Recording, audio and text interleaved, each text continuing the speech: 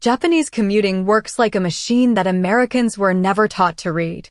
Here is what the platform queue lines, the silence rules, and the departure second precision actually reveal about why American commuting feels so different and why most Americans misread Japan's system entirely. Segment 1. The queue lines on the platform floor. Stand on any major Japanese platform and look down.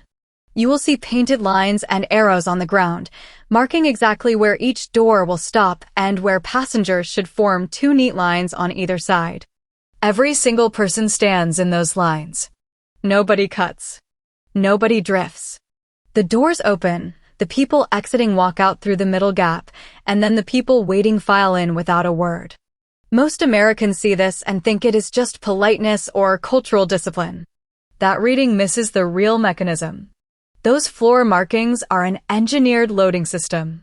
They exist because the network runs so many vehicles per hour that even a 30-second delay at one platform cascades forward and disrupts dozens of other services.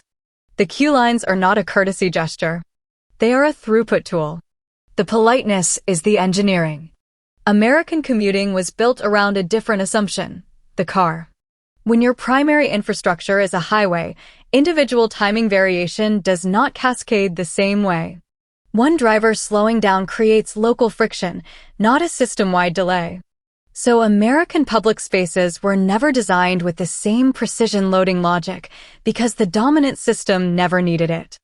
Japan's floor markings reveal that American infrastructure outsourced that coordination problem to the private automobile and the open road. Next, look at what happens inside the vehicle. Segment 2. The silence that is not a rule. Most Americans who ride Japanese commuter services for the first time notice the quiet and assume there is a posted rule against talking. There is not. There is no enforced silence law.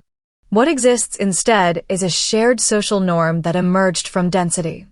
When you are packed into a vehicle with hundreds of strangers twice a day, loud phone calls and speakerphone audio create a kind of sensory tax on everyone around you. The norm against that behavior developed because the cost of ignoring it is paid by everyone in the car, not just by you. American commuters in cars pay that cost alone. You can sing, argue on the phone, or blast audio, and the only person affected is you. The social feedback loop that shaped Japan's quiet commute simply does not exist when each person is sealed inside a private vehicle.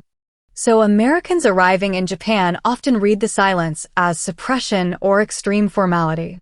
It is actually the logical output of shared space at high density over many decades. Segment 3. Departure precision and what it costs.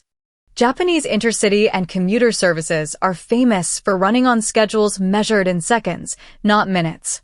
When a departure is listed at a specific time, that vehicle moves at that time. Operators have issued public apologies for departures that were off by under a minute. That level of precision sounds extreme to most Americans, and it is worth asking why it exists at all. The answer is network density again.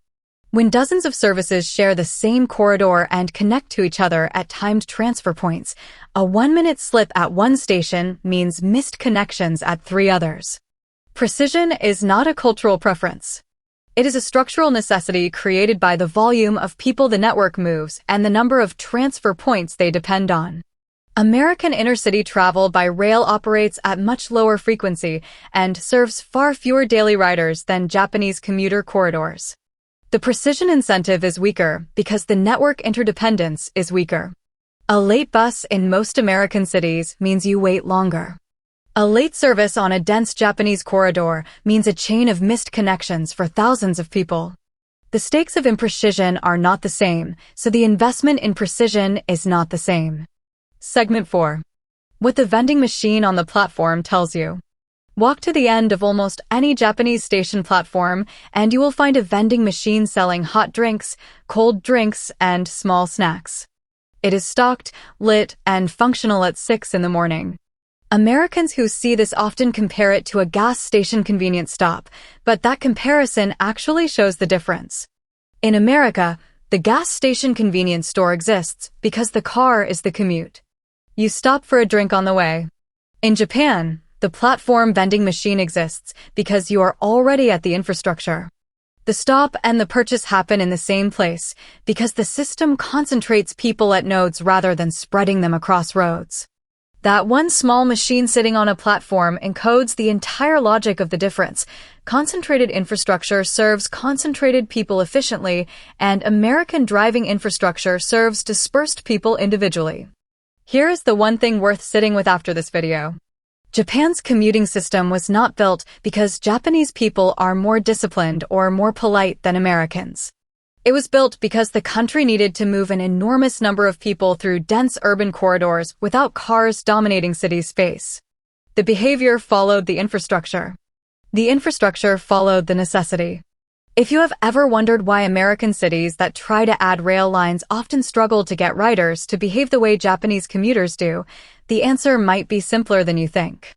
Drop your answer in the comments, and if you want to see what Japanese convenience stores reveal about why American gas stations work the way they do, that video is already waiting for you.